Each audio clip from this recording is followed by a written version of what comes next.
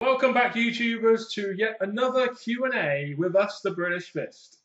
And the bone continuously seems to get chiseled from my knuckles, meaning if I punch someone, it's probably only going to hurt more. I am Mr. Parkin. This guy sitting next to me is none other than Cena fan number one, of course. He wouldn't have bought that shirt. NJ. What's up? How dare you? How dare you give me the middle finger there? That's Austin's thing. You shouldn't be doing. Oh, you did. Oh, right, you did that. That's fine. Oh, I was wrong. What a surprise there. I am Mr. Parkin. This guy is NJ. What's up? What's up, indeed. Q&A 210. That's 10 more than 200. God, we've done a 20th more of what we did. Almost as old as I am. Almost, yeah, almost as old as you are. 210 months. Michael Murray with a long question. Hey guys, do you think WWE could ever be as good as the Ruthless Aggression days again? Do they simply have too many products on the go to care about the in-ring products anymore? It's getting to the point where I only watch certain pay-per-views a year. I started watching WWE around the end of the Attitude Era and the start of the Ruthless Aggression. My first Live Mania was 19. Will it ever be as good as those days again? Probably not. And the reason for that is times have changed. Wellness policy. And you've got things such as that. I mean, I don't think necessarily that's to blame because I think that helps WWE in a way. It keeps their wrestlers a lot more healthy. I don't think as many wrestlers in this era are going to die in their 40s or 50s because of it. But somehow I think it's John Cena's fault. You would think it's John Cena's fault, wouldn't you? But times have changed now in the WWE. We're in a different era. We're in a different. I don't know what's the word I'm looking for. We're in a different social, social situation. In the world right now, WWE is becoming a lot more PC. WWE is becoming a lot more going towards another audience.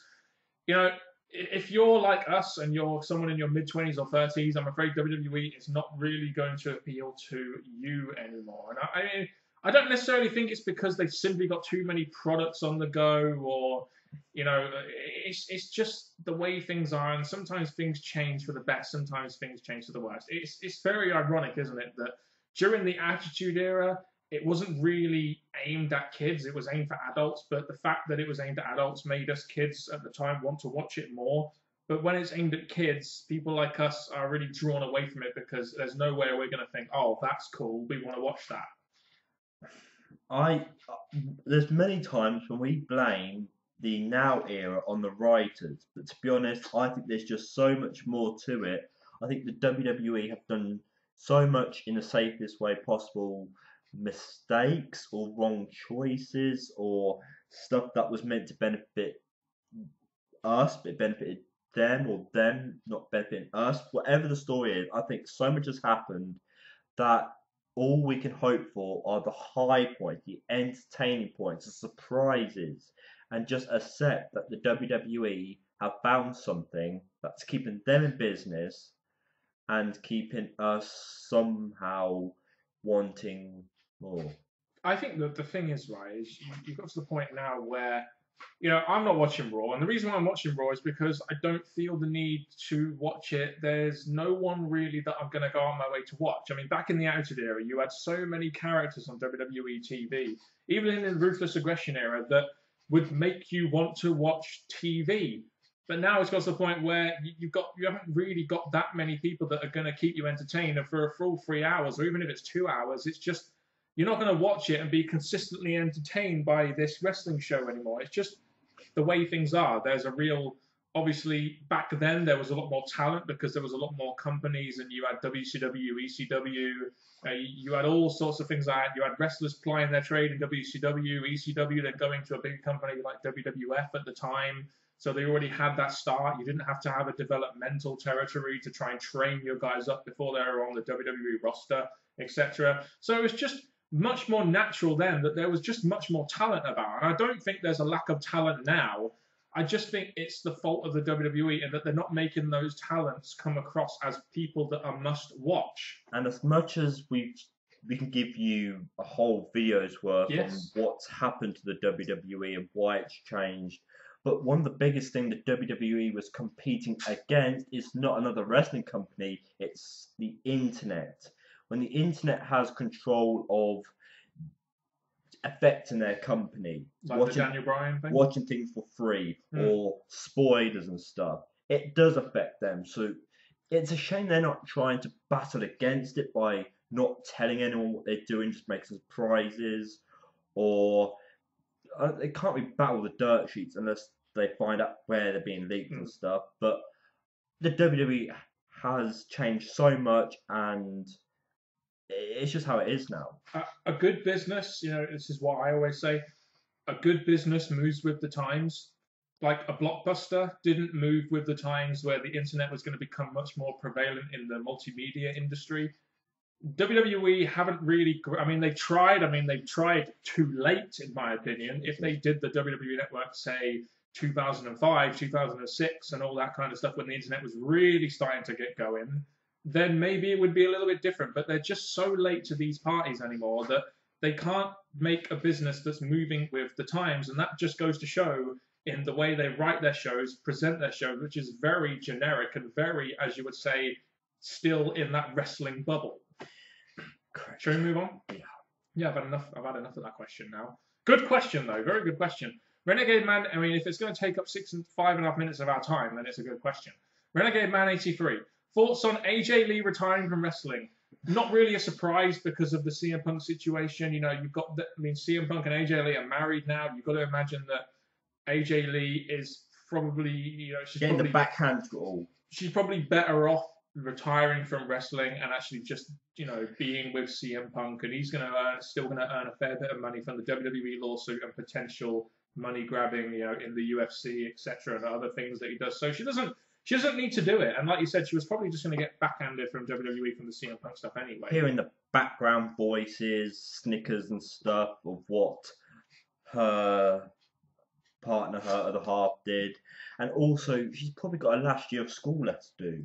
Yeah, I mean those exams are pretty tough, as we both know. I thought we were done with the 14-year-old. Thanks, Jeff Schlegel, for creating those 14-year-old girl jokes to my girl AJ Lee. Anyway, is Roman Reigns overrated? Yes. You think Roman Reigns? Please enlighten me. Okay, for flip's sake, if the whole Vince McMahon thing weren't around, he likes the big guys. Of course, he's going to pump the big guys to look as great as they do, to accomplish as much as they do, taking nothing away from what he does totally in the ring. But to be honest, I see him as a big guy that Vince is loved and he's pushing and he's got all these ideas for and stuff. Yes, he's not world champion yet, but he's still up there in the main event scene. I just think he's not really much different to what we've probably seen from other big guys. I mean, obviously, he's not a superstar. He's not like a massive star or, a household name or anything like that. I think he's overrated by a lot of people simply because they're kind of, I guess, they don't like the fact that he's been pushed into a spot very, very early. But the problem is WWE have got to the point where they have to pick a guy out like this and they have to push him to the moon because they don't have that many guys that they can make into top stars. And Roman Reigns obviously has been selected by the WWE to be that kind of star. And, he's overrated by the internet wrestling community and, people, including you, MJ, and I can see why. But clearly, WWE have chosen this guy for a reason. I don't think they would choose the guy, just based on the fact that he's muscly. He must have something. He must work hard. He must do something that has made them think, right, we're going to push him and we're going to keep pushing him. Otherwise, he'd just be a Ryback and be pushed loads, and then they just would have gone off the wagon with him. The reason I'm being a bit against Reigns, there are times I like Reigns and times I don't. But I think there's wrestlers before him who could be seen as, that guy should have been in where Reigns is right now. Reigns is only there because obviously he's got the look and he's got something that Vince wants to be pushing. But like you said, like Ryback, if things didn't go down his way, Barrett, if things didn't go down his way, I think there's guys who fans were rooting for, cheering for, that could be in Reigns' spot. I mean, he's there through circumstance, just like John Cena was. You know, he got over with that rapper gimmick. Brock Lesnar left and he became a top guy. It happened through circumstance. The same thing is happening with Roman Reigns, and at times it does feel forced. It doesn't feel natural, but obviously the WWE have to do it quickly. Otherwise, they don't really have another top guy there. That's what they're trying to create, unfortunately. Do you think Sting can have? Well, I don't mean unfortunately, as in like it's unfortunate they're doing it, but it's unfortunate that he's going to be part of a backlash which he probably doesn't deserve. But from a WWE, it's really their fault that it's happening. But it's going to reflect on him, unfortunately. Do you think Sting can have one more match? Yes, I do. I don't see why not. As much as I think that WrestleMania match was like, could have stretched out for another pay-per-view or something, because obviously it had a reason behind it, like it was WCW TNA versus the WWE, a guy who's not been in the WWE and stuff like that. So it's a big thing going there. So if that happened to be been built up better or a bit longer, I would have been happy with that. But I think the fact that it was done after one WrestleMania, Sting disappeared. I think Sting deserves another storyline, which is going to happen to be against the Dead Man. I mean, you've got Sting on the roster. I don't know how many years he's signed up for, but while he can still wrestle, which he is in the well over his prime, but the character is still quite strong if you use it in the right way. Obviously you've got Undertaker. You could put him up against Bray Wyatt potentially if you want to, make Bray Wyatt stand out as a future top star, despite the fact they're not doing that right at the moment. But there you go. I think you can definitely have one more match, and you save these big matches for big pay-per-views, and use them as a special attraction, like you would Brock Lesnar, like you would a Rock, like you would a Batista, etc. So I don't see why you can't do it. I will say this though, I'm glad you put one more match, because I think Sting can only go against certain wrestlers. Yes. Like you couldn't see Sting. I couldn't really see Sting. Sorry if you can, against John Cena, because I don't see them two. Yeah, John Cena's the top guy. John Cena's the top guy, yes, and Sting's a legend, but I don't see those characters being against each other or for the right reason. Yes, exactly. I mean, the only real two candidates, in my opinion, are Bray Wyatt, based on his character, and The Undertaker, based on history. There we go. So there you go. The Chase Allen. Besides Taker, is there anyone else Sting could face in WWE? Yeah, we've kind of answered that. Bray Wyatt, I think, is the best in terms of character. Any other candidates you can think of? Because I really can't. Unless they want to put him up against the Seth Rollins or something like that. It would have to be a heel. No real options, is there? Like, people like say, oh, well, Brock faced Taker, why can't he face Sting? Again, I just don't see Brock. Because Brock has nothing to achieve by defeating Sting. There's no reason for it. No, so to be honest, it is just Bray and Bray and The Undertaker. I mean, if Bray Wyatt did kind of what he did with The Undertaker to Sting, it would work. But, to be honest, if it is one more match, I would floss off Bray, because Bray, following The Undertaker, they've not kept him as an important guy or a guy who's I've just faced Taker at WrestleMania. They've not kept that going. But at least with Taker, he's always going to be The Undertaker, even though he lost his streak. So I think it's going to be Taker. Do you trust Triple H taking over WWE when Vince retires? Well, let me put it to you this way. Who would do a better job? Is there anyone out there? I mean, obviously, Shane McMahon is going to come into the frame later on in this question, but is there anyone else that could do a better job than Triple H? This is not me putting my hand up because I can, no. But for a couple of, well, I think it was about a year or two, he made matches, he made surprises, and we actually liked some of his matches and surprises. And that was the Anonymous General Manager, Hornswoggle. I thought you were going to say John Laurinaitis, in which case no. I was going to say, yes! He did such a great job of talent relations.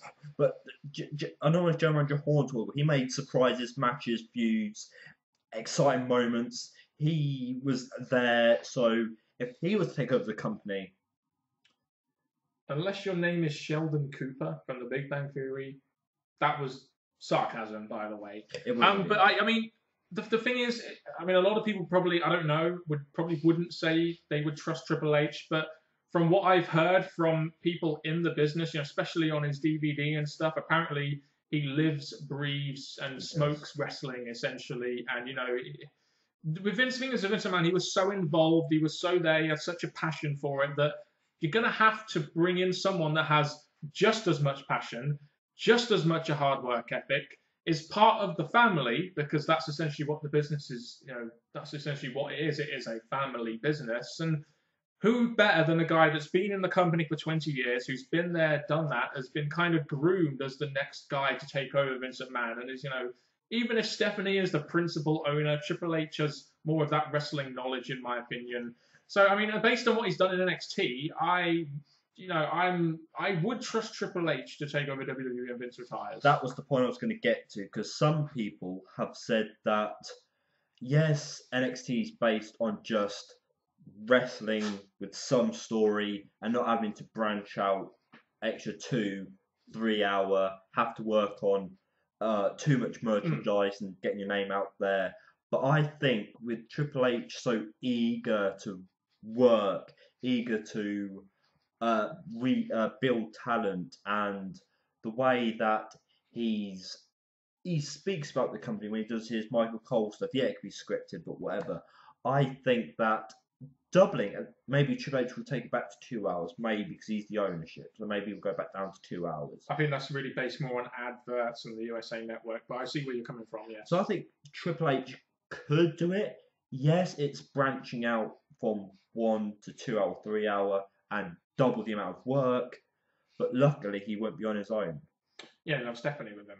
And of course, he would surround himself with people that could, help him in that sense. So first thing he'll probably do is get rid of Kevin Dunn and actually make some more original production for WWE. But there you go.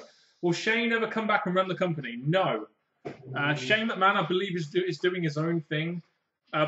The time for him to take over and run the company would have been in the mid-2000s or maybe the late 2000s. But I think it got to the point where Shane McMahon knew that it would have been so long before he ever would have taken over that he just thought to himself, I'm quite a good talent, so I've got quite a good brain for business. I can do my own thing, and quite frankly, he's very successful in what he's doing, and who can blame him? Who can really blame him? It would have been years before he was able to take over the business. As much as Shane was a very likable character, and you would want the best for him being the next step down from Vince, I think I can definitely see it from Shane's point of view that he should be the next in line. Like, if someone, again, almost like your company, it's meant to get passed to you, but then your dad decides to pass it to someone else, I think that's really unfair. But I think it comes down to what we said earlier, even if it was the debate between Shane and Triple H is still the wrestling mind. Yeah. So I think Triple H would have been a better choice anyway. I don't know. I think Shane McMahon would have been, but based on circumstance, I think Triple H is the best now that we could get, based on the fact that Shane McMahon is doing other things and is clearly successful in that. Seamus Delan, hope that's your name. Why do WWE change wrestlers' names / gimmicks and bringing them up to the main roster? I mean, why give them any gimmick at all if they're not going to have it and when they get to the main roster? Well, I think what WWE think is that, is that they want to make a gimmick that works on TV. That's why Leo Kruger became Adam Rose, more of an eccentric character they thought could work on TV. That's why Johnny Curtis became Fandango, because they thought that would work better as a TV character. So that's why they do it. As for the names, they changed a lot of the names because they thought they didn't see the point in having Langston in Big E or Adrian in Adrian Neville or Antonio in Antonio Cesaro.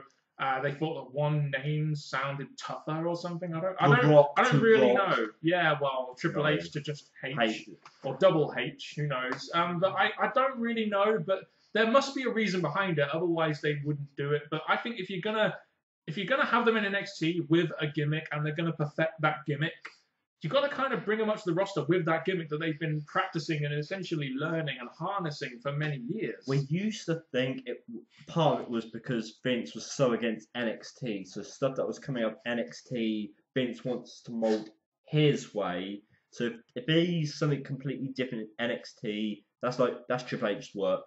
This is my work. Apart from that, I just don't see why Vince changes something that was working so well on NXT, bring it to his main roster to try and outdo it, beat it, or recreate it.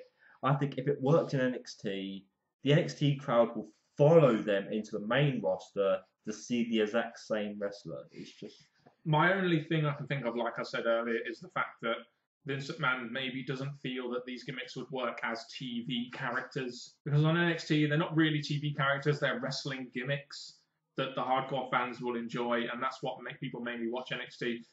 Bringing them up from there and, presenting them to the masses, that's why I think Vince tries to change them a little bit to try and make them appeal more to people that aren't necessarily wrestling fans. Like, they brought Sami Zayn to the roster, great wrestler, but not much of a gimmick, in terms of the way WWE presented him that night. So, it's that transition from NXT, the lower league, so to speak, to the big league, which is essentially being on TV, going against competition, on TV, such as, big Monday Night Football and all that kind of stuff. Somehow I see the names and the gimmick changes to be seen as fault. I really flipping do. I think it's somehow his freaking fault. Well, John Cena is John Cena, and there have since then there has been a lot of names like Adam, Rose, Bray, Wyatt, Luke Harper, Eric Rowan. Maybe he is to blame for that. Maybe he does suck. Last question, and we kind of answered this already, but we're going to elaborate on this. Are there any credible opponents for Sting apart from part-timers? You've got to look at heels, because obviously Sting isn't going to be a heel, he's going to be a babyface. Right. Name me 3 legit heels on the WWE roster right now. Before I quit you, I think the fact that he's been asked 3 times, that's someone telling us that there is someone we're not saying. We give you 3 chances to say this other person. Say it! Well, 3 credible heels on the roster right now. Rollins. Seth Rollins, yeah, he's the WWE Whatever Champion. Brock. He's going to be full time. I think Kevin Owens to a degree, but he's only just debuted, so you can't really do that. So you can't really include him. Bray Wyatt, you could build him up to be a credible opponent, in my opinion, based on his character. You had him face Undertaker, you can have him face Sting. That's 2. And Seth Rollins, I don't think would be that credible. I think he would just be there because he was the world champion. This is the problem. I don't think we're going to have Sting versus the Authority again. No, Rusev, back before Cena, probably could have been, definitely would have been a legit opponent for a Sting. I couldn't see why they just they wouldn't face each other. But I'm just thinking of heels. I want there to be a third person to R2, but I just don't think there is. I know the WWE will probably do a filler match for Sting, but I just don't know. Like, they think of turning Roman Reigns heel. There's a theory going around Roman Reigns heel, but then I still want to see Reigns Triple H, so I don't really want to see Reigns turning heel before he faces Triple H. So basically, we can't really think of any. 2 maybes, but no definite that guy could be a credible opponent, a full-time guy. You're really going down to like an Undertaker, really, that's it. There's no one really from NXT, like, if they wanted to make a real big name for themselves that they can come in and play. So to be honest, even bringing old names back, there is no one that Sting could be there. I'm sure you've got the names of, like, you put here, Rock and Lesnar. Yeah, because they're the big names. They'll make big money matches. But we're doing the whole, you can see these 2 being paired up against each other because the characters and the reasoning matches. Yeah, you can't just have, like you said, Sting versus Cena. It just wouldn't work. I don't feel it. I can see why the WWE would do it, but I just don't feel it. Yep. Anyway, that's been another Q&A from us, the British Fist. Please do the outro. And now, people, say with me, Cena sucks. Cena sucks. Cena sucks. That thing that the group, the 3 people do, Anyway, thank you very much for watching, people, because I still believe he sucks, and it's not seems to change anytime soon. And I'm sure by this point, maybe, he's beat Kevin Owens, that jackass. Not Kevin Owens, Cena. But anyway, people, please continue sending more questions because I don't really want to rant about saying I just like this shirt. Till next time, from Mr. Parkin right here and me, NJ, right here. Thank you very much for watching and goodbye.